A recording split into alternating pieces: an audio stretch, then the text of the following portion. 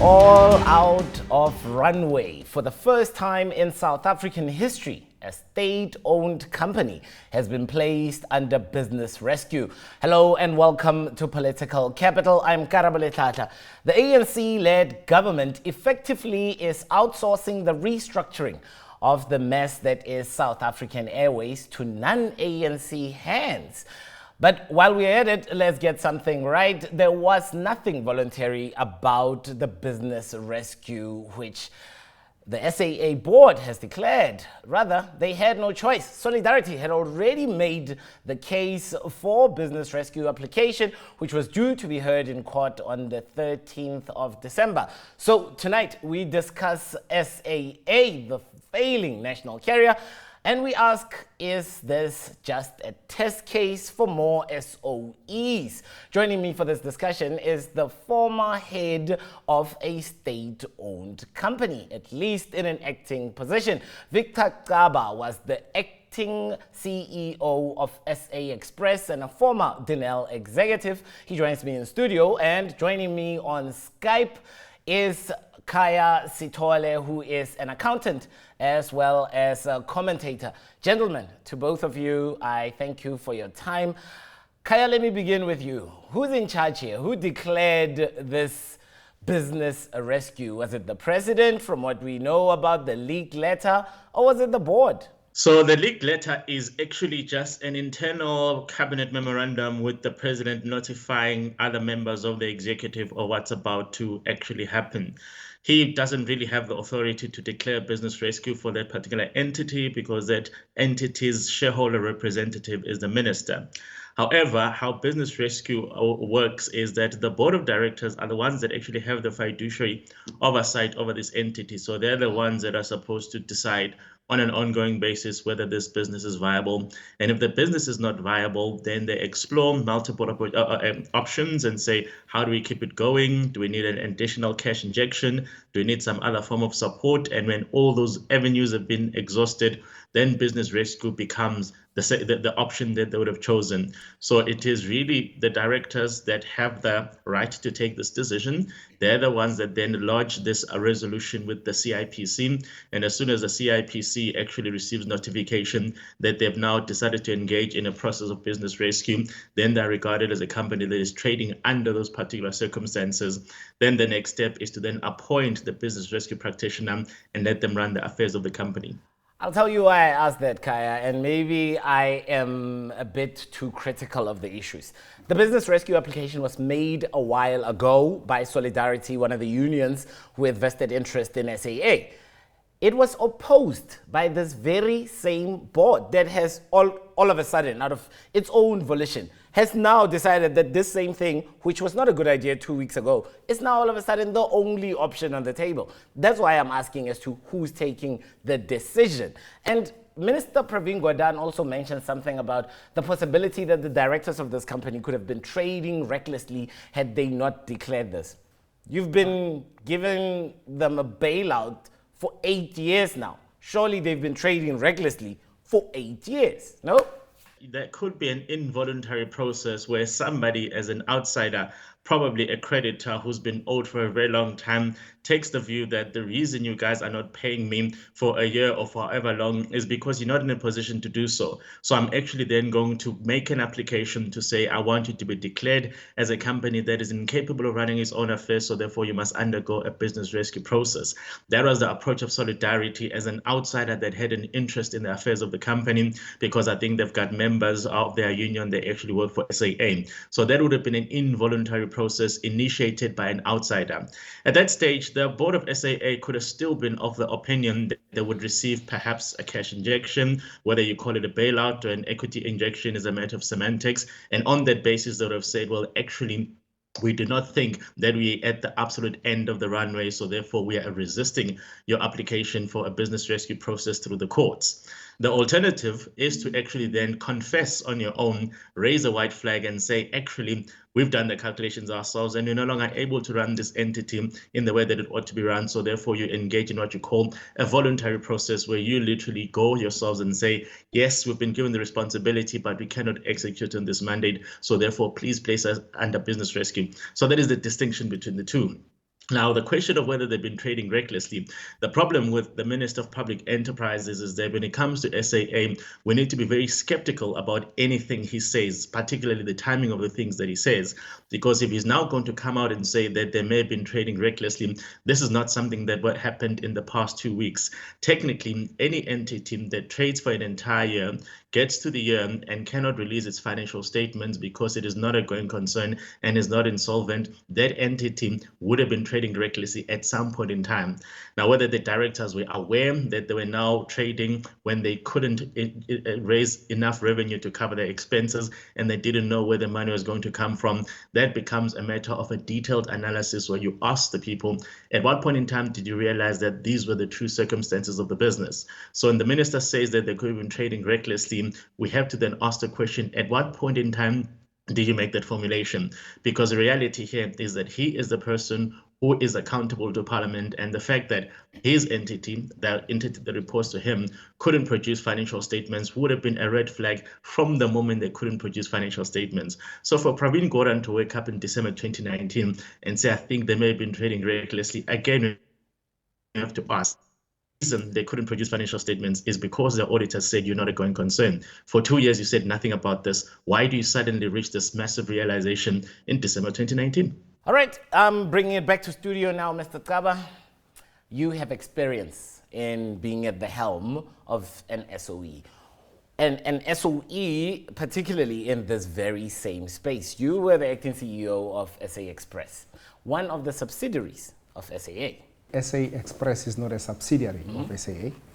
It's a standalone company. It's got its own board. It's got its own management. It's got its own act that governs South African Express.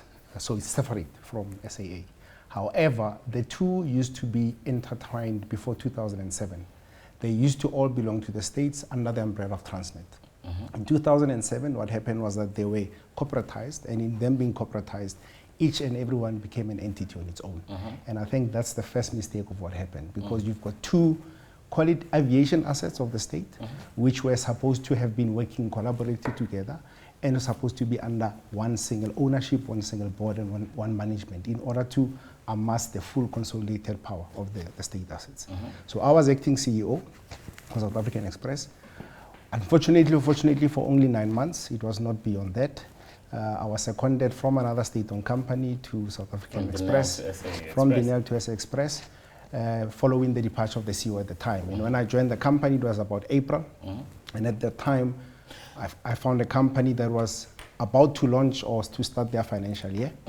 And from that moment onwards, it's been call it a rolling storm, a rolling avalanche of storms that were hitting the company. We can share a few insights in terms of that. And that's what I want to know, somebody who's been on the in. Yeah. What is broken about the systems? What's the problem with SAA, SA Express? I mean, I get the fact that these are three different entities that trade, you know, under different visions and boards, but essentially, these should be supplementing each other. That's what they should be doing. What's wrong with the system? I think the aviation industry by itself is a very tough industry. It's a very tough market to operate under. It's not only unique to South Africa, it's not only unique to Africa. I mean, just today I picked up in the news that Air Italia is also going through some financial stress. So you have a very tough industry that the two are operating under. You've got legacy issues from the time that the two companies were corporatized, where certain fundamentals were missed. And over time, you've had an avalanche of problems escalating without addressing them as and when they're required. And now we're at the helm where everything seems to be falling apart. These are not new problems. Do you blame on cadre deployment? Well, I wouldn't call it really cadre deployment per se. One of the flaws you find in companies of this nature is that when you don't have a credible management team, and you don't have a management team that's there for the long haul. You have frequent changes within the management system where you don't have sustainability. What you see today is part of that problem. You also have changes within the shareholder space. Each and every time there's a cabinet reshuffle, you get a new shareholder representative in the form of a minister. You might have continuity within the DG, the Director General within the department, but when you've got a a change within the cabinet from a cabinet reshuffle, you might have a minister that comes in a new direction, and that new direction might not be sustainable to whatever turnaround plan that was put into the business at the time. So change in leadership, too frequent, too fast, not sustainable for the business. Khaya, let's bring you back in now. Where we are in terms of the restructuring, essentially, of the mess that has been left by years of mismanagement. The business rescue practitioner comes in, firstly, with an emphasis on curtailing the costs. Some of those costs could be staff costs. Somebody said to me that the two big cost centers of SAA remain fuel purchase as well as employee compensation and wages. Are we likely to see the same kinds of job cuts here that we talked about? Or are we likely for more? Or can we actually reduce costs without losing jobs? You're going to have to see a lot more job cuts than what was actually proposed in the original Section 189 process that SAA tried to initiate. The reason behind that is, unfortunately, when you take a company into business rescue, you now have to deal with the reality that a lot of potential customers are going to hold back and not engage with the company, particularly when it relates to long-term contracts, because they don't know whether the company will be here in 3 or 6 months' time. In relation to SAA, unfortunately, we are talking about people that are booking their Easter holidays, people that are booking their European summer holidays in the middle of the year, who are now going to say, well, let me not book with SAA because I don't know whether SAA will exist in April or not. So the problem with that is that immediately, as soon as this business rescue process is started, you're going to see a decline in revenue based on the fact that people simply do not know whether you'll be around in the long run. So of course, if your revenues are going to be declining, the only other way you can deal with this is to start cutting the costs, because if you don't cut the costs, it means that the existing deficits that have actually led us to initiating a business rescue process are actually going to widen throughout the process until you can restore the confidence of the market. People can start buying tickets from SAA. So the problem here is that if the costs are going to be an issue, you're going to have to deal with them. And of course, if you're saying that the two major components are fuel costs and employee costs, well, the fuel cost is externally determined. South Africa has no influence in the fuel price. And if you still insist on flying to those destinations, then there's nothing you can do about the fuel price, which means that you have to go and tackle the other elephant in the room, which is the employee costs. And obviously that means that some people have to lose their jobs. Essentially, you cannot separate this issue from the politics that have made it. 2 weeks ago, Finance Minister Tito Mboweni was on radio still advocating for this airline to be shut down. Pravin Gordhan has not been advocating for that, in fact, insisting that there is a way in which we can restructure. Radical restructuring, I believe is the words. Is this a political fight? And if it is, did the president side with Pravin Gordhan as opposed to pulling the plug completely on this and siding with Tito Mboweni? Look, Tito Mboweni is the person that controls the country's wallet. And if he says that there's no money available, then there is no money available. So the problem here, of course, is that you then have to figure out how to keep the airline going in the absence of this cash injection from the National Treasury. And Tito Mboweni has been of the opinion that he shouldn't be advancing any cash injection to this airline because he doesn't think that it actually should be allowed to carry on in the absence of it actually coming up with a cogent strategy of how it's going to return to profitability. Clearly, the current board of directors have not been able to convince him otherwise. So I don't think it was necessarily a matter of the president having to take a decision, but between the two ministers, the one who could defend his case was Tito Mboweni, who said, all I asked for were this particular, roadmaps, with these particular projections. I need to be able to see how you're going to return to financial sustainability, because if I give you this 2 billion now, you'll be back in a few months' time, and I can no longer sustain that. On the alternative, if Pravin Gordhan was going to advocate for the airline carrying on, he needed to explain how it could be justifiable that we keep putting more money into a business that is clearly failing without him being able to appoint a CEO, without him being able to put a CRO, and without him being able to put a board in place that can actually do this turnaround within prescribed timeframes. So between the two, it simply is a matter of which minister had the better business case, and it looks like Tito was the one. Victor, ultimately, this is really a business question, right? At least that's what it should be. It's such a pity that this is a state-owned airline that, all the political considerations come into play. Yeah. SAA on its own may be too much of a monster to try and turn around effectively without, butting heads with the vested interests, if you will. But there are good parts, right? Sure. What can be sold off? Are we likely to see those parts being sold? I think first let me say it's a pity that we are where we are.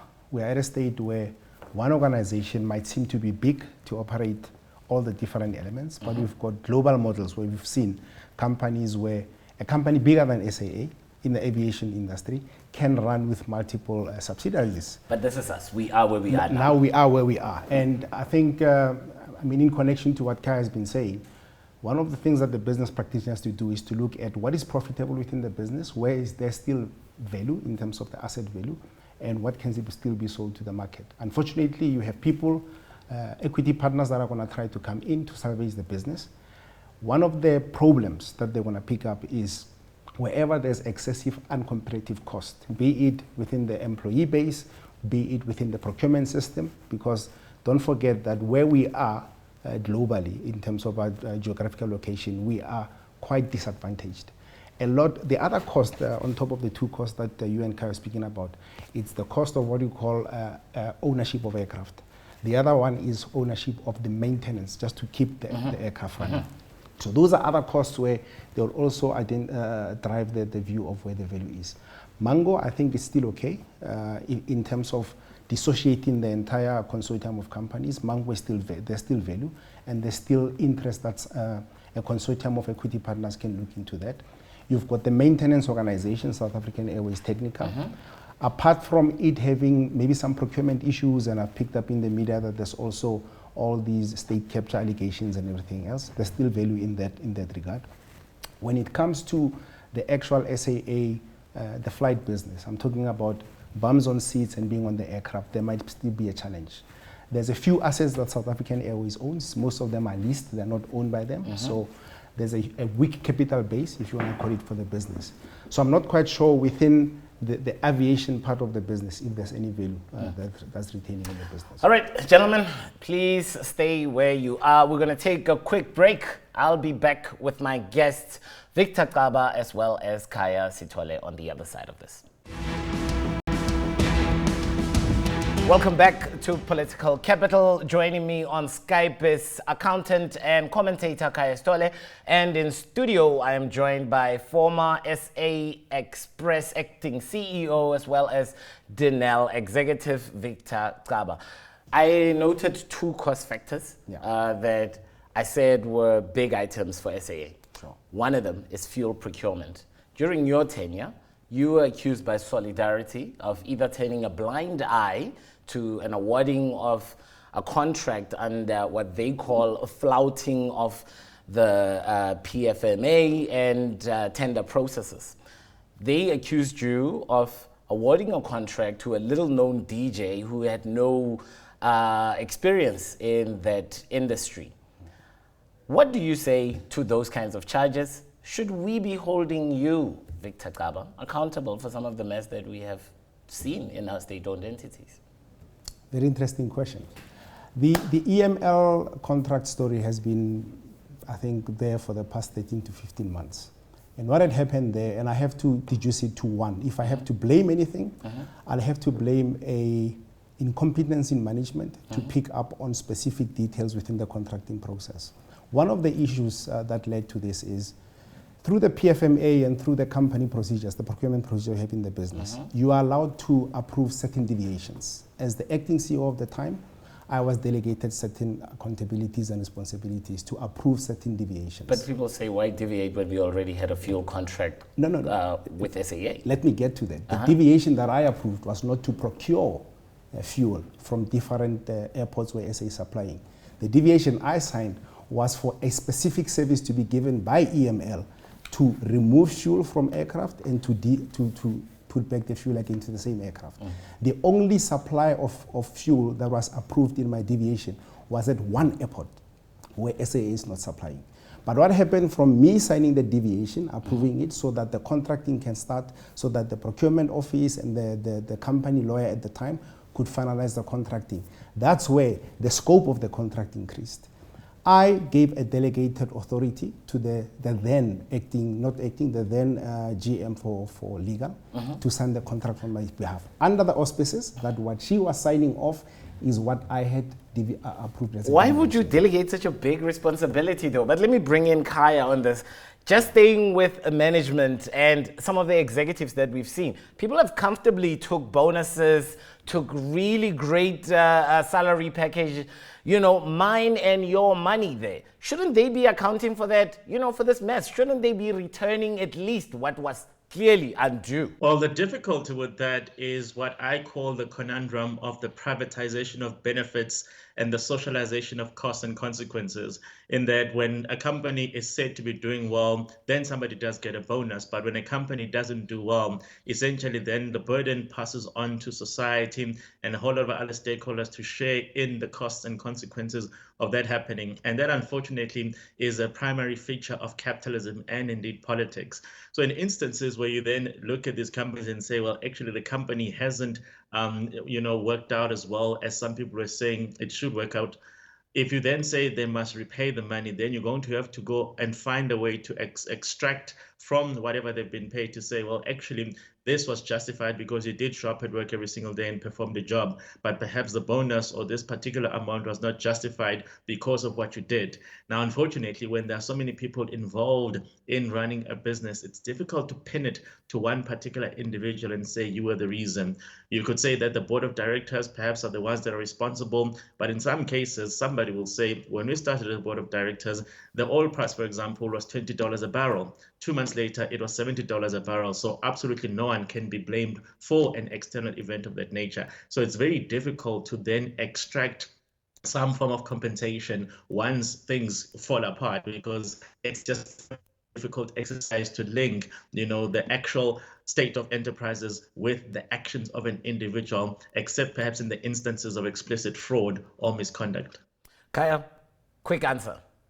Is this only the beginning for other SOEs? I asked someone if this could apply to Eskom. Theoretically, it can, but we'd be without electricity for years to come. So, since that is a monopoly and that would be a bigger hole to fill, other, state-owned entities, the over 130 of them, surely they can go under business rescue. No, remember, SAA was a vanity asset. It was never something that the country could not do without. So SAA can disappear and somebody will fill in the gap. Other state-owned enterprises tend to operate in very unique spaces where they're either the only provider of a particular service, Eskom being a particular example, or the barriers to entry are so high, absolutely nobody would come in and fill the gap. So this is not going to become the common thing across state-owned enterprises. It will simply be an example of what can happen if there's a state-owned enterprise that underperforms, but alternatives exist. And in most cases, you'll find that actually alternatives do not exist, so you have to find a way to keep them viable. Victor, this is not the first time we're here. Apparently what to me looks like a bailout when you say that SAA is going to get 2 billion from funders as well as a further 2 billion guarantee from government. Apparently that is not a bailout. But what do they do with this windfall that they are now going to receive to help them with the business rescue practices? What do they do with it? What's the first thing they do?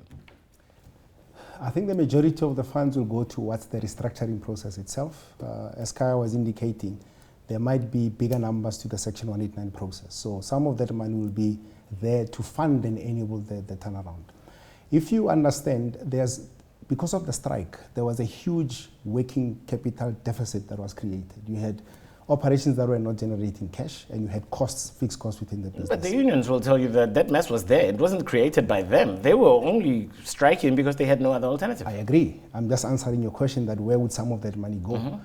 One of the commitments that the minister made in his statement was that operations will be as close to normal as possible. So to keep operations running, you need to support the working capital requirements. So some of that money, or most of that money, will go towards supporting the working capital requirements. I'm not quite sure for how long. So it's supporting or enabling the restructuring, the radical restructuring, and also keeping the flights in the air for as long as it takes until we see some results from the restructuring. Khaya, final question. The horse has bolted. We are in this mode now. We have 5 days to see the appointment of a business rescue practitioner. COSATU is saying that they were not consulted, and as an ANC partner, they really took this to heart, the fact that there was no consultation on their part. What does this mean for unions? And is NUMSA and NTM and all the other smaller unions within SAA, are their backs against the wall? They have no choice. They just have to participate within the business rescue practitioner. The directors of SAA have got a duty, according to the Companies Act, to act in the best interest of the company. The Companies Act doesn't recognize this thing of alliance relationships, so COSATU not being consulted is completely irrelevant in this particular conversation. But I think what you're going to see is obviously the consequences of this action are something that's going to be central in the debate of the alliance and how they engage with each other, because if it turns out that jobs are lost, then COSATU will put the question to the ANC of whether they couldn't have found an alternative to this particular scenario, and that becomes a question of how they then manage their alliance going forward, particularly when other state-owned enterprises might also be at risk of being restructured in this particular way. So it's now become a reality that actual facts and actual events have superseded the political processes. People might think politically that something should have been done differently, but these directors had a responsibility and had a duty to do something that they signed up for, and this was to act in the best interest of the company. And remember, a business rescue process is probably the best outcome at this stage, given just really how dire the state of the airline's finances were. So COSATU may feel angry, but that's a political conversation that has nothing to do with the directors of SAA and the decision they've taken. Commentator as well as accountant Khaya Sithole, they're joining us on Skype. I thank you for your time, sir. And in studio, Victor Xaba, former acting chief executive of SA Express, as well as Denel executive. Gentlemen, to both of you, I thank you for your time. And to you, the viewers at home, thank you for joining us on this edition of Political Capital. There'll be more next week, same time. And until then, please take care and keep it locked right here.